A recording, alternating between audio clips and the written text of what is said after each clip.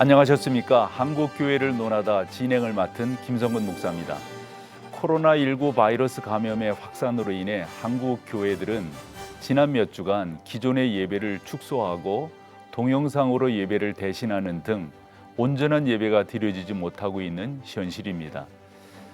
더 많은 감염 확산을 막기 위해 한국교회의 노력은 당연한 것이지만 이렇게 예배가 축소되는 안타까운 상황이 계속 이어지면서 그리스도인의 기본적인 예배의 자리까지 무너지는 것은 아닌지 너무나 큰 고민 앞에 놓여 있는 것도 사실입니다. 그래서 CTS에서는 복음 방송으로서의 예배의 본질을 함께 고민하고 회복하고자 특별 시간을 마련했는데요. 주일 예배가 회복되어야 한다라는 주제로 오늘 한국교회를 논하다에서는 신학교 교수님들과 함께 코로나19 사태를 통해 끊겨진 공예배의 의미를 다시금 들여다보고 회복하는 방안들을 함께 논의해보는, 그래서 지금 이 시청자들에게 좀 더 의미 있는 시간들을 부여하는 그런 순서들을 좀 가져보도록 하겠습니다. 오늘 말씀을 나눠주기 위해서 나와주신 분들을 소개해보면 합동신학대학원 대학교 조직신학 교수이신 이승구 교수님 나오셨습니다. 안녕하세요. 안녕하세요, 교수님. 반갑습니다. 이어서 고려신학대학원 교의학 겸임 교수이신 신호섭 교수님도 이 자리에 함께해 주셨습니다. 고맙습니다. 반갑습니다. 교수님. 네. 반갑습니다.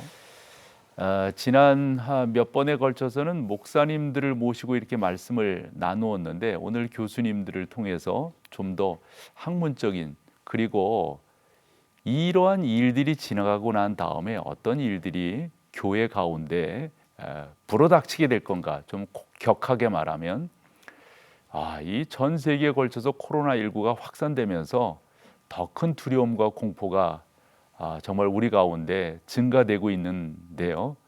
게다가 우리나라는 신천지로 인해서 집단 감염이 계속되면서 그 우려가 한국교회 예배의 축소, 또 동영상 예배, 이러한 현실로 나타나 아픔이 참으로 큽니다. 한국교회가 함께 공예배를 드리지 못하고 동영상을 통한 예배를 시행하게 되는 등 지금 경험해보지 못한 예배의 모습들이 우리 가운데 주어지게 되고, 이 일 후에 어떤 일들이 벌어지게 될지 신학교 교수님들의 생각은 어떠신지 우리 이승구, 신호섭 교수님을 통해서 함께 말씀을 나눠보죠. 우리 이 교수님 먼저 말씀을 해보시죠. 예, 지금 상태가 비정상적인 상태다라고 하는 것을 모두 다 공유를 해야 할 것입니다. 그러면 이야기를 나누기가 좀 쉬워요. 요 상태를 마치 정상의 한 부분인 것처럼 생각을 할 때는 아주 복잡해집니다. 그리고 그런 일이 혹시 생겨질까 봐, 이 사태가 끊어진 다음에도 그런 일이 있을까 봐 걱정이 되는 거죠. 그러나 이게 비정상적인 상태다. 지금 비정상적인 상황이어서 이렇게 하는데 우리는 정말 하나님 앞에 죄송한 마음으로 이렇게 합니다. 그렇게 한다면 혹시 이 사태를 받아들일 수는 있겠죠. 그러나 이것도 있을 수 있는 정상의 한 부분이다라고 생각을 하게 되면 아주 심각한 문제가 있을 것 같습니다. 네, 그러시군요. 우리 신 교수님도 덧붙여 주시면요. 대구 경북 지역에서는 뭐 특수한 상황이니까 네. 그럴 수 있다고 생각을 해도 수도권 지역에서 교회들이 너무 급하게 동영상 예배나 온라인 예배로 전환한 것이 아닌가. 충분한 논의 없이, 그리고 이런 상황들이 어떤 결과를 낳게 될지에 대한 예측이나 연구 없이 너무 급하게 동영상 예배로 전환하다 보니까 또 교단들마다 그것을 어느 정도 인정하고 합리화해 주는 글들이 이제 많이 나왔고요. 그런 상황 속에서 동영상 예배가 성경적이지 않다라고 하는 반론도 만만치 않게 나오지 않았습니까? 그러다 보니까 이제 지금은 어떤 일이 벌어지냐면 현장 예배를 드리는 교회들이 상당히 문제가 있는 것처럼 많은 지금 여론이 악화가 되고 있습니다. 그래서 이런 부분들이 사실은 몰려 있기 때문에, 혼합되어 있기 때문에 매우 착잡함을 금할 수 없고요. 뿐만 아니라 그럼에도 불구하고 이게 이제 하나님의 작정과 섭리 가운데 벌어진 일이라고 믿기 때문에 이번 사태를 통해서 교회나 성도들이 또 온 국민들이 교훈을 얻어야 될 것이 아닌가 그런 입장에 있습니다. 네, 네. 신 교수님 그 말씀해 주셨거든요. 동영상 예배가 정상적인 예배가 아니다. 이 교수님 거기에 좀 덧붙이셔야 되지 않을까요? 아까 말씀드렸다시피 비정상인 거죠. 왜냐하면 예. 제가 그렇게 질문을 던진 예. 이유는 제가 학생 때 가졌던 여러 가지 그 타픽적 주제들이 있었는데 그 중에 하나가 영상 예배가 예배이냐 이거였었어요. 예. 그게 벌써 30년 전이었는데. 그렇습니다. 예. 예. 그러니까 평상시의 상황으로 생각을 해보겠죠. 교회에서 이제 목사님 설교하는 거 예배 첫 신앙 전체를 이제 녹화를 해가지고 계속 홈페이지에 띄워놓는 것, 사람들이 교회에 모여서 함께 예배를 하는 것을 나중에 네. 복습을 하기 위해서 참조를 한다든지 하는 건 있을 수 있는 거죠. 그러니까 요즘에 쓰는 용어로 말하면 소위 오프라인에서의 우리의 예배와 교제를 온라인이 도와주는 일은 있을 수 있는 게 정상적 상태에서는 그런 거죠. 근데 이게 지금 비정상적 상황이기 때문에 상당히 많은 사람들이 온라인으로 예배하는 것이 있을 수 있는 것처럼 생각하는 것. 이게 걱정은 뭐냐 하면 이 사태가 끝난 다음에도 사람들이 이것을 그대로 있을 수 있다고 생각을 하는 겁니다. 그게 이제 문제인 거죠. 그래서 우리가 혹시 이 시대에 온라인으로 혹시 예배를 한다고 할지라도 그걸 할 수 있느냐 없느냐 문제 나중에 이제 논의하고 혹시 그렇게 한다고 해도 그게 비정상적이다라고만 생각한다면 이 문제가 종식되었을 때 이 문제를 해결할 수 있는 길이 열려질 수 있는 거죠. 그런데 마치 이런 때에는 우리가 온라인으로 예배해도 좋은 거야. 아니야. 오히려 더 좋은 거야. 라고 생각한다면 문제가 되어지는 거죠. 네. 그래서 비정상적인 상황이다라는 인식, 그 인식 속에는 어떤 마음이 담겨져 있어야 되냐면 그렇게 하는 게 하나님 앞에 정말 죄송하고 부끄럽다. 있을 수 없는 일인데 우리가 어쩔 수 없어서 이렇게 합니다라는 마음으로 한다면 있을 수가 있겠죠. 그러면 이제 우리가 이 문제를 이제 어떻게 해결해야 되냐라고 하는 문제가 있을 수 있겠어요. 네. 그런 내용들은 우리가 이제 방송을 진행하면서 조금 더 나눠보기로 하고요. 코로나19라는 전염병이 발발하자 아까 우리 이 교수님, 신 교수님이 그런 표현을 하셨는데 한국 교회가 너무 선제적 조치라고 하지만 너무 예배의 빗장을 너무 먼저 푼 것이 아니느냐. 저는 그 말씀에 동의를 하거든요. 한국 교회가 정부 요청에 적극적으로 협조하는 건 좋지만 이러한 부분들을 대처하는 우리 교회의 모습이 과연 적절했는가? 어려움에 처한 이웃을 돕고 각자의 자리에서 함께 마음을 모아 기도하고 힘쓰는 것 참 중요하지만 그럼에도 우리가 그런 것들이 정말 옳았는가 하는 생각들을 많이 가져봅니다. 그러면서 지난 7일로 기억이 되는데요. 국회가 종교 집회 자제 촉구 결의안을 채택을 했어요. 게다가 경기도지사는 종교 집회 전면 금지 긴급 명령인가 이것에 대한 수정들은 많이 나왔습니다만 이런 부분들에 대해서 우리 현장에 있는 목회자들이 이 우왕좌왕하고 있어요. 분명함을 갖고 있는데 오늘 교수님들이 나오셨으니까 조금 더 신학적 배경 속에서 이런 부분들을 좀 짚어주시면 어떻겠는가. 좀 적지 않은 우려들이 있거든요. 우리 이 교수님부터. 교회와 국가가 서로 분리되어 있다라고 하는 것을 아주 분명히 하는 시간이 되었으면 좋겠습니다. 지금 이 개념이 거의 모든 사람이 안 가지고 있는 것 같습니다. 심지어 교회 공동체와 관련되어 있는 사람들조차도 교회는 국가 안에 있는 것이고 국가를 위해서는 교회의 예배도 자제해야 된다 스스로. 그리고 국가가 여기에 대해서 명령을 내릴 수 있는 것처럼 생각하는 것이 일반화되어 있어요. 이게 심각한 문제입니다. 그러니까 믿지 아니하시는 분들은 더 일반적으로 그렇게 생각을 하고요.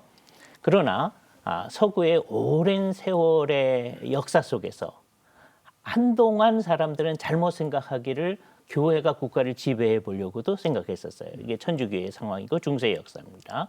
근데 그것이 안 된다고 하는 걸 깨달은 거죠. 그리고서 또 국가가 교회를 지배해 보려고 하던 때도 있었어요. 예. 뭐 예를 들어서 일제 강점기 하에 우리라든지 공산주의 국가에서든지 뭐 이런 때는 국가가 교회를 통제를 하였던 것이죠. 이 오랜 역사를 통하여서 우리가 내린 결론, 최선의 결론은 국가와 교회는 서로 독립돼 있어서 각각 자기의 영역에서 자기의 사명을 다하는 것이다라고 하는 교회와 국가의 분리라고 하는 아주 중요한 개념을 우리가 역사적으로 확립을 해온 것입니다. 그런데 이번 일을 당하면서 많은 사람들의 머릿속에서 필요한 때에는 국가가 교회에 간섭을 할 수도 있다라는 생각이 만연화되어지는 것, 이게 심각한 괜찮다. 문제이죠. 그래도 예. 급하니까 그럼요. 지금 전시 예. 상황이니까. 예. 그 개념이 제일 우려스럽습니다. 물론 국가가 이런 상황이니까 이거 협조를 해 주십시오. 그럴 수는 있죠. 그리고 교회는 앞장서서 국민들을 잘 보호하기 위해서 애를 쓸 그럼요. 것입니다. 예. 그러니까 이거는 협조를 구해도 잘 이루어질 수 있는 상황이에요. 지금 경기도 안에서의 상황만 봐도 실질적으로는 협조를 구하기만 해도 다 이루어질 수 있는 상황입니다. 아니 근데 예. 교수님 하고 있잖아요. 그러니까 그게 심각한 문제죠. 저는 예. 뭐 몇 번에 걸친 이 사회를 보면서도 교회가 이만큼 그럼요. 협조하고 이만큼 코로나 확산 방지를 위해서 노력을 하는데 맞습니다. 그런데 제일 그런 열심히 말이- 하는 기관이죠. 그러니까요. 예. 그래서 저는 우리 신 교수님 뭐 좀 덧붙여 주시면 좋겠는데 조금 이제 우리나라 상황과 유럽의 상황, 지금 유럽 같은 경우 뭐 이태리라든가 독일도 거의 10,000명 뭐 육박하고 있다고 그러죠. 뭐 프랑스라든가 스페인도 심하고 영국도 그래서 문을 닫고 그러는데, 그런데 이제 그런 나라들은 교회에게 기도해 주십시오. 우린 기도하십시다. 이렇게 시작을 한다는 거죠.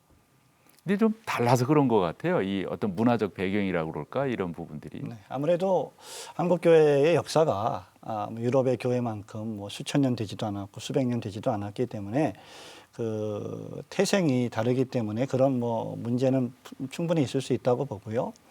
또 한국 교회가 속해 있는 이 대한민국의 국가 자체가 기독교적 국가가 아니고 또 행정수반이나 모든 국무위원들이 기독교적 정신에 입각해서 정치를 하는 기관이 아니기 때문에 그것을 바라는 것은 좀 어렵지 않을까 싶습니다. 그러나 그럼에도 불구하고 국가나 지자체가 과도하게 이러한 부분을 뭐 마치 공권력을 사용해서 금지하거나 네. 제한시킬 수 있다는 발상은 저는 대단히 위험하다고 봅니다. 오히려 교수님 말씀하신 것처럼 우리가 지금 어려운 상황에 처했습니다. 기도해 주십시오. 그리고 어떻게 하면 이 어려운 국난을 잘 헤쳐나갈 수 있을까요? 우리 한번 논의해 봅시다. 이런 부분들이 선행이 돼야지 행정명령이라든가 뭐 집회 금지라든가 이런 과도한 표현들은 오히려 교회의 저항이나 반발을 불러일으킬 수 있다고 보고, 유럽에 있는 많은 교회들이나 이제 국가들이과 비교해 보았을 때 지금 저는 한국의 언론들이 미국이나 영국의 국가들이 교회 폐쇄 조치를 하고 있는데 동시에 모든 클럽, 술집, 뭐 식당들, 카페들, 네. 공공기관들 전부 다 폐쇄 조치를 같이 하고 있습니다. 그렇죠. 그렇다면 뭐 충분히 교회가 그 일에 대승적인 차원에서 협력할 수 있다고 보는데, 한국의 언론들이 그러한 모든 부분들은 편집을 해놓고 봐라, 교회도 문을 닫고 있지 않냐, 유럽도 마찬가지다, 그러니 협조하라, 이렇게 말하는 것은 대단히 위험한 발상이라고 좀 생각을 하고 문제가 있다고 보는 거죠. 네. 어찌 보면 이제 너무 이제 정치적 뭐 프레임이라는 표현들을 요즘에 쓰던데, 그런 것이 우리나라에 너무 강하게 자리 잡고 있는 것은 아닌가. 그래서 이 교수님도 아마 이런 부분에서 좀 더 덧붙여, 우리 신 교수님이 하신 말씀이 의미가 있으시잖아요. 예. 좀 덧붙이신다면. 한 세 가지 수준에서 생각을 해보면 좋겠는데요. 먼저 정말 그리스도인이라고 생각하시는 분들이 어떻게 생각해야 될까 하는 수준을 먼저 생각하고요. 지금 문제는 이 그리스도인이라고 생각하시는 분들도 아까 얘기한 것처럼 국가가 필요한 경우에는 교회를 간섭할 수 있다라고 생각하는 분들이 있다는 거예요. 네. 이게 안 되는 거죠. 그래서 그리스도인들이 어떻게 생각해야 되는가. 다음에 행정부에 있는 분들이 어떻게 생각해야 되는가, 그리고 이제 일반 안 믿는 분들이 어떻게 생각해야 되는가, 이 세 차원에서 우리 같이 생각을 해봤으면 좋겠어요. 먼저 그리스도인들은 아까 말씀드린 대로 교회와 국가의 분리라고 하는 것을 아주 분명히 우리 안에 의식을 갖고 있어야 될 것입니다. 지금 이것이 무너진 게 가장 커다란 문제라고 생각되어져요. 행정부에 있는 사람들도 그리스도인들이 그런 의식을 강하게 가지고 있을 때 그것을 존중하면서 여러 가지 일을 할 수 있을 것입니다. 이번에 경기도의 경우에 2,700개의 교회들의 3,100명의 공무원들이 가가지고 주일날 예배에 사람들이 어떻게 하는가를 관찰했다고 네. 그래요. 그러면서 내린 결론이 한 6, 7개 교회가 조금 부족하다. 그리고 그들을 좀 확산을 시킨 거죠. 맨 처음엔 6, 7개 교회라고 그랬어요. 예. 근데 이제 137개라고 이제 네. 확대를 시키셨는데, 그러니까 2,700개를 자기들이 조사해 봤는데 최대한으로 말해서 137개만이 조금 부족하다라고 얘기되어졌던 거 아니에요? 그러니까 아까 얘기한 대로 행정부 같은 데서는 그런 상황을 보면서 사람들에게, 교회에게 협조를 요청할 수는 있겠죠. 이런 문제를 좀 잘해 주시기 바랍니다. 그럼 교회는 벌써 2,700여 개 가운데서 137개를 제외한 나머지는 정말 잘하고 있다는 게 입증되어진 게 아니겠어요?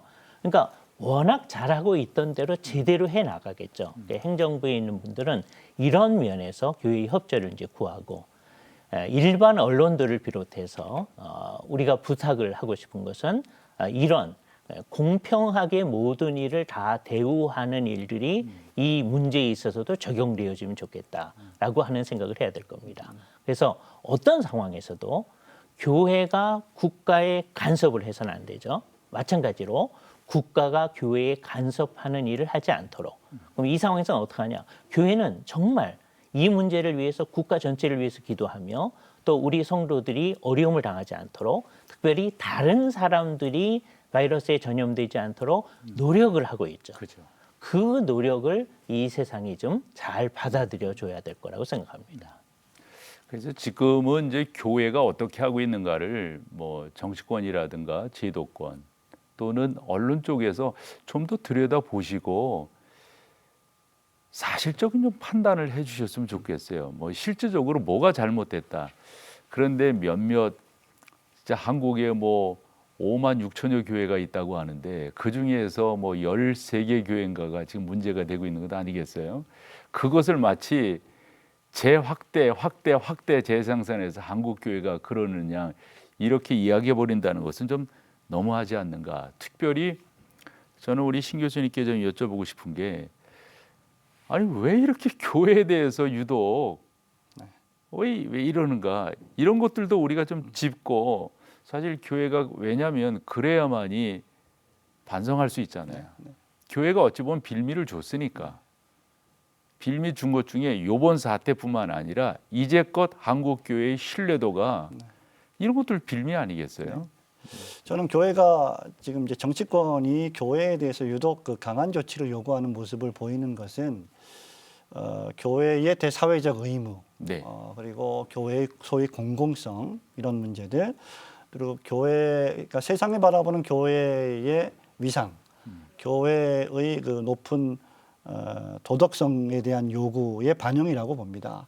그런 측면에서 교회는 분명히 이번 사건을 통해서 좀 자성할 필요가 있고 교회들을 돌아볼 필요가 있습니다. 그건 분명한 사실입니다.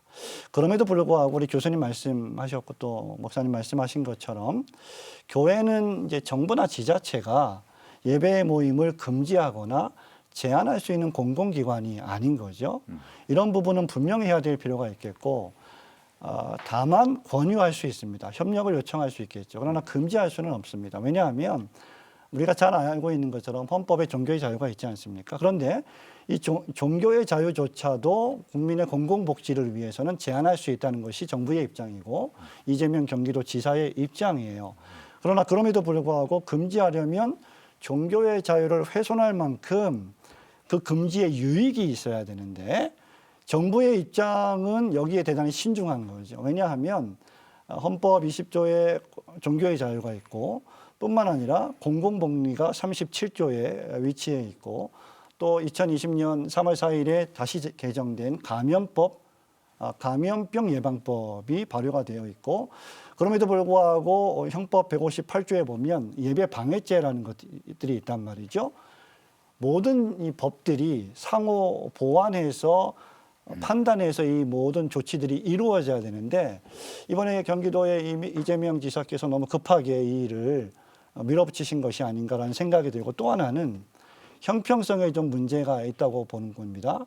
구로 콜센터 감염자, 또 천안의 댄스 교습소, 또 동대문구 PC방에서 발생을 했죠. 가장 보건당국이 문제가 되고 있다고 보는 시설이 요양병원과 요양시설들. 근데 이런 부분들을 어느 한 군데에서 문제가 발생했다고 해서 금지 명령을 내리거나 전체를 다 폐쇄하지는 않는다는 거죠. 이런 부분들에 있어서 왜 과도하게 교회에게만 유독 이러한 잣대를 재고 있느냐.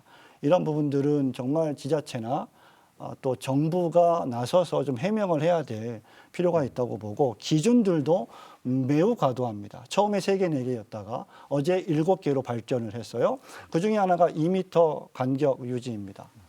한국 교회 절대 다수의 교회들이 작은 교회들인데 2m를 유지해서 한 20명이 예배를 드리려면 40, 50평, 70평 정도의 공간이 필요합니다. 예배드리지 말라는 거죠. 실질적인 명령과 다름이 없다고 저는 보는 거예요. 이게 실효성이 있으려면 정부가 솔선수범해야 된다. 국무위원들 보십시오. 제가 좀 화가 나는 건 뭐냐면 국무위원들이나 또 더불어민주당, 또 통합미래당, 뭐 한국당, 통합당 이런 회의를 할 때 다닥다닥 붙어 앉아서 회의합니다.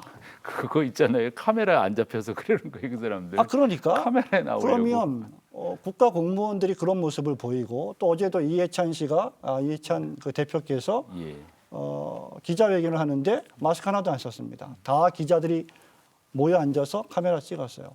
이런 모습을 볼 때 교회나 성도들이 느끼는 감정은 대단히 불편하다. 솔선수범이 되지 않는다. 이런 부분들이 복합적으로 좀 고려가 돼야 된다고 생각을 합니다. 어쨌건 이렇게 정치권이 종교 집회의 자제 및 전면 금지에 대한 입장을 보이는 것이 사실이고요. 그것에 작금의 한국 교회가 영향을 안 받을 수가 없어요. 그래서 교회가 정부와 정치권의 의도대로 그렇게 또 순순히 따라갈 수는 없고요. 근데 또 어찌 보면은 그렇게 다 하고 있지 않습니까? 그냥 영상 예배로 뭐 요즘 저는 뭐 요즘 살아가면서 새로운 단어들을 많이 공부하는데 그 중에 하나가 요즘에 배운 게 뭐냐면 선제적 조치라는 말이에요. 선제적 조치. 교회가 그렇게 해서 먼저 교회가 스스로 닫았잖아요. 대형 교회를 중심으로 해서. 이건 정말 우리가 많이 생각해 볼 부분들입니다. 그래서 두 분 교수님께 여쭙고 싶은 것은 이러한 상황 속에서 한국 교회는 어떠한 문제들이 앞으로 작금의 일로 인해서 예상될 수 있는가 이런 진단들을 조금 해봤으면 합니다. 네. 우리 교수님 먼저 시작을 하실까요? 예, 뭐 우리가 다 예상을 할 수 있죠. 여태까지도 계속 되어진 한국교회의 잘못된 양상입니다. 소위 폐하기를 밥 먹듯이 하는 일들을 하는 거죠. 네. 교회 공동체가 옛날에는 정말 주일 아침 예배, 저녁 예배, 수요 기도회, 금요 기도회 열심히 모이는 일에 힘썼었어요. 근데 요즘에 한국교회 가장 많은 성도는 주일 아침 예배에만 참석하는 분들이었어요. 그게 여태까지 상황이었고 이 사태 이전에. 근데 이 사태 이후에는 그게 더 가속화될 위험성이 있다고 되어집니다. 필요하면 주일 예배에 안 가도 되는구나라고 생각을 하는 생각들이 어른들도 그렇고 특히 젊은이들 또 어린아이들이 아플 때 나 좀 아프니까 오늘 예배는 안 가도 되는 거겠죠. 옛날에는 생각할 수 없었던 거죠. 그런데 이제는 그것이 일반화될 가능성이 있습니다. 그래서 사람들이 정신을 좀 딱 바짝을 차려야 됩니다. 이 상황 속에서 혹시 우리가 가정에서 텔레비전 앞에서 예배를 혹시 할 수는 있겠죠. 그게 잘하는 건지 어떤지 나중에 또 논의를 해야 됩니다. 그러나 그것을 고착화해서 이 사태가 끝난 다음에도 필요한 경우라면 공동체 예배에 참여하지 아니하고 우리가 그냥 따로 예배할 수도 있다는 생각이 가속화될 그 위험성, 이게 제일 커다란 문제입니다. 두 번째는 그것으로부터 나타나는 이제 하나의 부산물인데, 교회 공동체에 소속되어져서 교회의 지체 역할을 하고 서로 교제하고 서로 격려하고 하는 일을 해야 되는데, 그런 소속 의식이 없어지는 거죠. 네, 네. 저 교수님 또 말씀해 주시죠. 저는 이 교수님은 이제 그 교회와 성도들의 입장에서 좀 생각을 해 보았다면 저는 이제 충분히 공감을 하고요. 좀 이제 국가와 교회의 관계 속에서 좀 생각을 해보자고 하면 저는 이런 문제가 앞으로도 계속해서 지속적으로 발생할 가능성이 있다고 봅니다. 지금 사회자 목사님께서 말씀하실 때 종교 집회의 자제 및 전면 금지에 대한 입장을 보이고 있는데, 정치권의 의도대로 지금 문을 닫은 교회가 많지 않습니까? 이럴 경우에 이런 일이 이번만으로 그치지 않을 것이라는 우려가 있고요.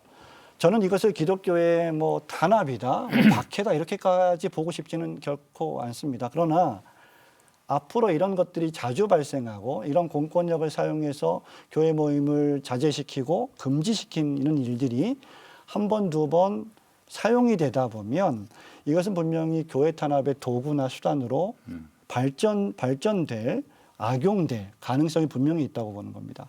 두 번째는 그래서 국가와 교회의 바른 관계 형성이 대단히 중요한데 이번 조치들은 그 관계에 악영향을 끼치고 있다. 오히려 국가와 교회의 관계를 나쁘게 만들고 있다. 저는 이렇게 보는 겁니다. 그것을 이재명 지사께서 촉발시켰다. 저는 이거 대단히 좀 위험한 발상이라고 보는 건데요. 성경과 교리에 이제 따르면 정부와 공직자들의 의무가 있는데 그 중에 하나가 시민의 복지를 돌보는 것입니다. 뿐만 아니라 두 번째는 거룩한 교회의 사역을 보호하는 거예요. 이것은 국가나 지자체가 교회의 예배나 교회의 성례 집행권을 박탈할 수가 없다는 겁니다. 그리고 또 하나는 우상 숭배와 거짓 예배를 없애고 방지하는 것이 국가와 공직자들이 해야 될 일이죠. 그런데 이것을 오히려 정통 교회를 향한 자제로 금지로 연결시키고 있다는 점에서 저는 이것이 앞으로 전 교회적인 그 저항을 일으킬 가능성이 있지 않을까. 그래서 우려스러운 거죠. 저는 이제 교수님들 말씀을 이렇게 들으면서 저는 어찌 보면 현장의 목회자잖아요. 사실 이 정치하는 분들, 이런 분들이 내놓는 그런 어떤 처방이죠. 이것은 제 입장에서 보면 별 문제가 되지 않는다고 생각해요. 왜 그렇게 생각을 하냐면 정치하는 사람들이 지금 교회를 너무 몰라요. 네네. 교회에 대한 교회의 본질적 의미도 그렇죠. 모를 뿐만 아니라 교회가 가지고 있는 유익함도 몰라요. 그럼 왜 이런 현상이 생겼는가? 이건 한국 교회가 이제껏 걸어옴에 있어서 조금 더 좀 잘 걸어왔으면 좋았을 걸. 근데 저는 교수님들께 여쭙고 싶은 게 저희 사례를 하나 말씀을 드려볼게요. 저희는 이제 중고등부 예배를 9시에 한단 말이에요. 근데 어느 학부형이 저한테 그러는 거예요. 목사님, 우리 애들은 쉬는 시간이 없어요. 그러는 거예요. 왜냐하면 제가 목동에 있잖아요. 그러니까 뭐 애들 공부하는 거 또 이 부모들이 다 그런 맛을 알았기 때문에 그냥 아이들 그렇게 시킨단 말이에요. 그런데 그런 애들이 쉴 수 있는 시간이 주일인데 또 아침 일찍 일어나야만 9시까지 예배 올 수가 있어요. 그래서 제가 너무 안타까워가지고 중고등부 학생들도 1, 2부 예배를 하자. 그래서 9시와 11시 예배로 해서 나눠서 자기들이 선택해서 오게 하자. 어찌 보면은 여기까지 해준 것만도 저는 교회가 그런데 이제 이런 경우가 생길 거예요. 엄마 나 힘들어 오늘 나 그냥 영상으로 예배할게. 안 그러겠어요? 예. 그게 제일 그러니까 우려되는 상황이죠. 내가 교수님들께 여쭤보고 싶은 것은 이게 이제 우리 가운데 나타날 현장 목사잖아요. 어른들도 마찬가지라고요. 맞습니다. 어른들도 우린 뭐 성수주일 그래가지고 어릴 때부터 배우기를 어디 갔다가도 토요일 날 돌아와서 그 교회 이런 것이 지금의 한국 교회를 세워놓은 거잖아요. 그런데 이런 것들이 다 무너진다고 보았을 때 저것도 합신의 신학적 기조도 제가 알고 고신의 신학적 기조도 다 아는데 이거 지켜야 되지 않겠어요? 예. 그런 면에서 좀 말씀해 주세요. 그래서 이 문제를 해결할 때 우리가 지금 현재 이제 예수 믿는 사람들끼리도 이게 좋다 저게 좋다 이렇게 논란을 하다가 서로 막 미워하기도 하고 싸우기도 하는 현상들을 보게 돼요. 이게 제일 커다란 문제예요. 그렇기 때문에 이 사태가 끝난 상황을 상정을 해서 모든 문제를 생각을 해봐야 됩니다. 그러면 누가 옳은지가 분명히 드러나게 될 겁니다. 지금 영상으로 예배하는 것도 있을 수 있어요. 예배당에 갈 수도 있어요. 근데 우선 그 상황을 유지하되 특별한 상황이니까 이 사태가 끝난 다음에 어떻게 하기를 원하느냐. 목사님이 우려한 것처럼 필요한 경우에는 난 오늘 예배당에 안 가도 되겠습니다. 라고 한다면 그렇게 생각하는 것이 잘못 생각하는 거죠. 그래서 이 사태가 끝났을 때 모든 사람들이 당연히 모든 공예배에 참여를 해야 되겠다라는 마음을 가져야 할 것입니다. 이전에 주일 아침 예배만 참석하던 사람이라도 이제는 아침 예배만 해서는 안 되겠습니다. 우리가 예배를 마음껏 드릴 수 없는 상황에 처해 봤으니까 이제는 저녁 예배도 좀 참여해야 되겠습니다. 하는 일들이 일어난 다음에 이거 괜찮은 일이죠. 근데 그 교수님 말씀을 이렇게 듣다 보면 제가 성도 입장에서 질문하면 너무 고상한 생각 아니에요? 그래서 생각을 해야죠. 현장성이 예. 너무 떨어져 있지 않을까요? 아니요, 그러니까 궁극적인 상태를 한번 생각을 해보시라는 거예요. 지금 우리가 옳다 이런 얘기 하지 말고 끝났을 때 과연 어떻게 하는 사람들이 옳은 것인가 하는 것을 제시를 하면 네. 이게 이 문제를 해결할 수 있는 길이라는 거죠. 이게 끝나도 이런 사태니까 우리는 오늘 예배를 안 해도 되고 교회가 다 그러니까 그냥 주일 아침 예배만 합시다. 지금 주일 아침 예배만 하는 교회들도 점점 많아지거든요. 이게 심각한 문제라고 하는 생각들을 가져야 됩니다. 그래서 이번 사태가 끝난 다음에 주일 저녁 예배가 없어졌던 교회들이 저녁 예배가 다시 만들어지고 하는 일들이 일어난다. 그게 옳다라고 하는 생각들이 우리 가운데 진작되어져야 되는 거죠. 박수 쳐야 되는 예. 일인데 덧붙이시면요. 저는 이제 교수님 말씀하신 것에 좀 덧붙이자면 본질적인 문제를 생각해 보고 싶습니다. 교회가 왜 이 지경까지 왔을까? 그리고 그 진단과 처방은 어떻게 돼야 될 것인가? 저는 이제 뿌리 깊은 나무는 바람에 안 흔들린다. 이 표현 상당히 좋아하는데요. 왜 교회가 이 지경까지 됐을까? 그것은 그동안 한국 교회가 지난 3, 40년 동안 성장주의, 기복주의, 미신에 물든 그런 허례의식에 물든 예배 이런 쪽에 치중을 했었기 때문에 발생한 문제라고 보고요. 그러면 이제 이런 부분들, 아까 현장감을 말씀하셨는데 현장에서 벌어지고 있는 그런 부분들에 대한 근본적인 치료책이 무엇일까? 저는 성경과 교리라고 봅니다. 한국 교회가 성경과 교리를 강조해 왔습니다만은 강조한 바대로 가르치지는 않았던 것 같아요. 네. 성경과 교리에 투철해야 되는데 외형적인 성장을 추구하는 데 몰두하다 보니까 건강하지가 못합니다. 지금 벌어지고 있는 이 모든 논의들도 사실은 아무런 문제가 안 될 수도 있는 겁니다. 왜냐하면 교리와 성경에 투철하지 않기 때문에 지금 예배를 뭐 중고등부 예배도 학생 예배도 나눠주십시오라고 말하는 것 자체가 있을 수 없는 일인 거예요. 그래서 저는 특수한 상황이니까. 특수한 상황이니까 그렇다고 하더라도 그러면 앞으로 어떻게 할 것이냐. 이 교수님이 말씀하신 그 고상한 가치들이 실현이 되려면 한국교회가 이전보다 훨씬 더 말씀과 역사적 교리, 신앙고백서 공부에 몰입해야 되고 돌아와야 된다. 이게 선행이 안 되면 그 어떤 조치들도 아마 이 문제를 해결하기는 어려울 것 같습니다. 이제 또 저는 이제 현장에 있는 목사니까 그래서 좀 말씀을 드려본다면 이런 일이 있기 전에 있잖아요. 벌써 교인들이 안 나오더라고요. 그렇죠. 예. 교회가 뭐 영상으로 예배한다 뭐 하기 전 2주 전부터 안 나오더라고요. 네. 저희가 한 1,800 정도 주일 예배에 모이는데 한 200, 300 정도가 빠지더라고요. 그러다가 요 일을 딱 해버리니까 미안한 말이 좀 섭섭했어요. 아니 그래도 그렇지. 그 제가 지난 주일에 그런 얘기했다니까요. 아니 성도 여러분 그러셔도 그렇지. 교회가 어떻게 제대로 되고 있는가 한 번이라도 얼굴은 한번 비춰야 이게 예의 아니냐고. 제가 그런 얘기까지 했다니까요. 말인즉슨 뭐냐면 너무 교인들이 예배라고 하는 이 공공의 영적 가치에 대해서 그래서 이 시간에는 두 분께 좀 여쭤보고 싶은 것은 예배학적인 면에서 주일 예배를 우리가 좀 어떻게 강조해야 될 건가? 좀 우리 두 교수님이 좀 풀어주시죠. 먼저 강조해야 될 것이 지금 이 세상에 널리 퍼져 있는 하나님도 우리를 위한 분이다. 이런 사고방식의 만연, 이게 가장 심각한 문제죠. 그러니까 예배라고 하는 거는 이게 결국 하나님께 하는 건데 하나님이 우리를 위해 있는 거니까 우리가 필요하면 예배도 안 할 수도 있다. 또는 다른 방식으로 할 수 있다. 이 사고방식이 만연해 가는 거죠. 안 믿는 분들이 그렇게 생각하는 거예요. 어떻게 하겠어요? 그런데 교회 공동체에 있는 분들이 그렇게 생각한다는 건 있을 수가 없는 거죠. 그래서 이거를 이 시점에서 얘기하면 많은 사람들이 어려워하니까 제가 아까 이 사태가 종결된 상황을 한번 상정을 해보자는 거죠. 그때에 우리들이 정말 하나님은 지고한 가치를 가지고 계셔서 우리는 누구나 다 하나님을 경배해야만 한다라고 하는 것을 아주 분명히 하는 의식을 최소한 교회 공동체에 있는 성원들은 가져야 된다는 거죠.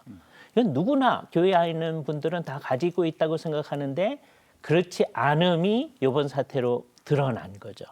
이게 우리 한국교회의 민낯을 보여준 거라고 생각합니다. 우리도 하나님보다는 우리들이 더 중요하다는 의식이 훨씬 더 있는 거죠. 이 문제가 이런 사고방식이 깨어져야만 우리가 한국교회를 잘 세워나갈 수 있을 것입니다. 우리 교수님은 어떻게? 저는 이 공적 예배, 이 주일 예배에 대해서 좀 말씀을 드려보면 세 가지가 중대하다고 봅니다. 하나는 이것은 공적 예배다. 공적 예배라고 하는 것은 주님이 부활하신 날에 그 구별된 날에 구별된 시간에 구별된 장소에서 하나님을 예배드리라고 하는 명령이거든요.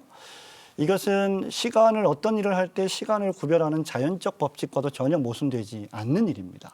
공적 예배는 그리스도인이라고 하면 누구든 지켜야 될 일이고 두 번째는 공동 회집의 정신이 있는 거죠. 교회의 예배는 개인의 예배가 아니고 가정 예배도 아닙니다. 함께 모이는 예배이고 초대교회가 그러했고 역사적으로 모든 교회들이 함께 모여서 공동체로 예배를 드렸습니다. 그러므로 지금 이 상황은 불가피한 상황이고 부득이한 상황이기 때문에 이런 일들이 지나고 나면 지금 한시적으로 어쩔 수 없는 조치들을 취하고 있지만 이번 일이 지나고 나면 다시 공동회집의 예배로 돌아가야 된다. 대구 경북교회 많은 교회들이 선제적으로 주일 예배를 멈췄습니다. 저는 잘한 일이고 합리적이라고 보는데 지금 대구 경북에 있는 교회들도 단계적으로 주일 예배를 회복하는 조치들을 취하고 있습니다. 저는 매우 잘하는 것이라고 생각을 합니다. 세 번째는 예배당 문제.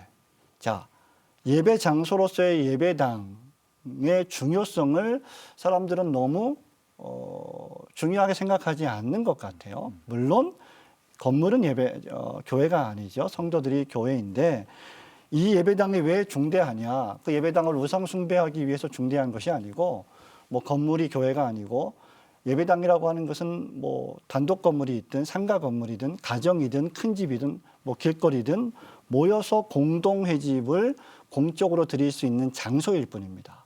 자, 그런데 이 장소가 하나님의 집으로 묘사가 되어 있죠. 하나님의 집이라고 하는 것은 가족에게 숨쉬고 먹고 마실 수 있는 휴식할 수 있는 집이 있는 것처럼 교회도 역시 마찬가지입니다. 성찬을 먹고 마시는 집이 있어야 되고요. 세례를 베푸는 집이 있어야 되고요. 성도 간의 교제를 나눠야 될 집이 있어야 돼요. 그러므로 예배당에서 모이는 공동회집의 예배는 예배학적으로 상당히 중대하다. 이것은 시대가 아무리 바뀌어도 저는 뭐 4차 산업혁명 시대에 앞으로는 목사도 필요 없고 로봇가 설교하는 시대가 올 거라고 미래학자들이 이야기하는데 그럼에도 불구하고 현장에서의 예배는 주님 오실 때까지 계속될 것이라는 것이 저의 개인적인 소견입니다. 그럼요. 인격과 인격의 연합으로 드려지는 예배를 무엇이 대처할 수가 있겠어요? 그렇죠. 예. 하나님이 우리를 사랑하시는 것이 어떤 기계와 제도와 장소와 이런 것들이 아니잖아요. 시간이 벌써 이렇게 흘렀어요. 교수님들과 대화를 하면 너무 좋아가지고 참 공적 예배가 회복되는 것도 중요하지만 한국 교회가 교회로서의 사회적 역할이 회복되는 것도 중요하지 않을까. 그래서 그런 식의 말씀들을 이어가지고 좀 마무리를 해주시면 좋겠습니다.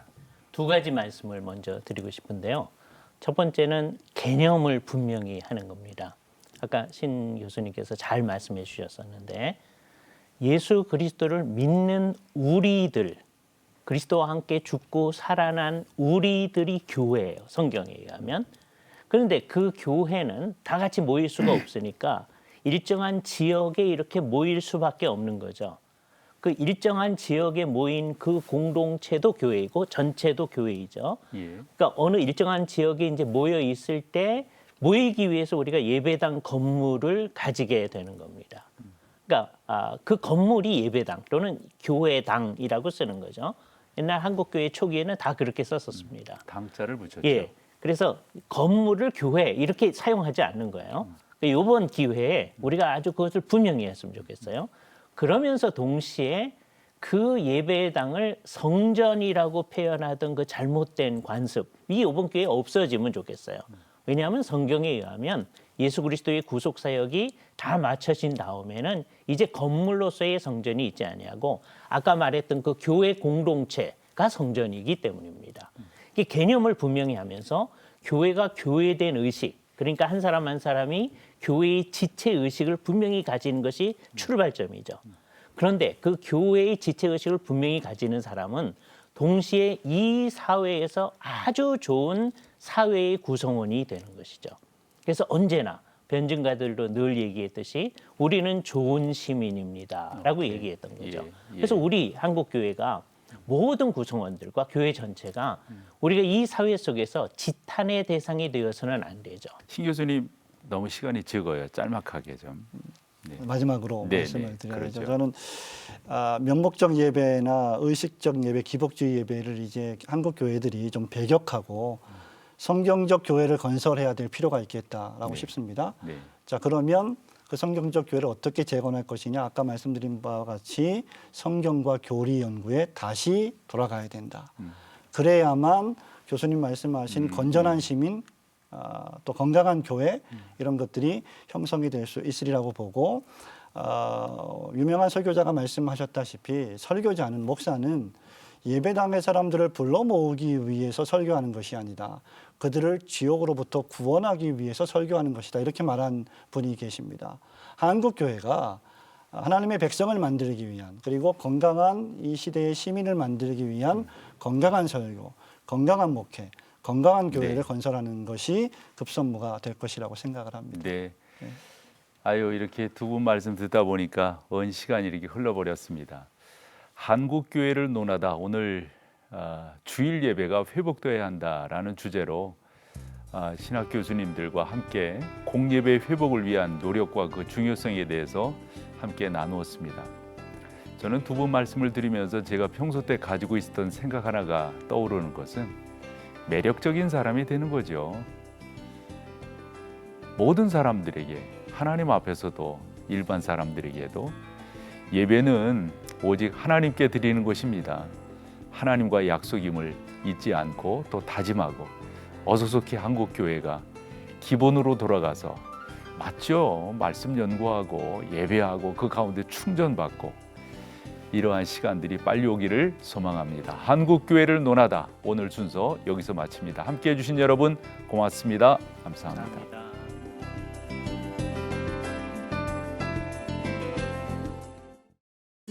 이 프로그램은 CTS 방송가족의 사랑과 후원으로 제작되었습니다. 후원전화 02-6333-1003번, ARS 060-808-1004번으로 전화주세요.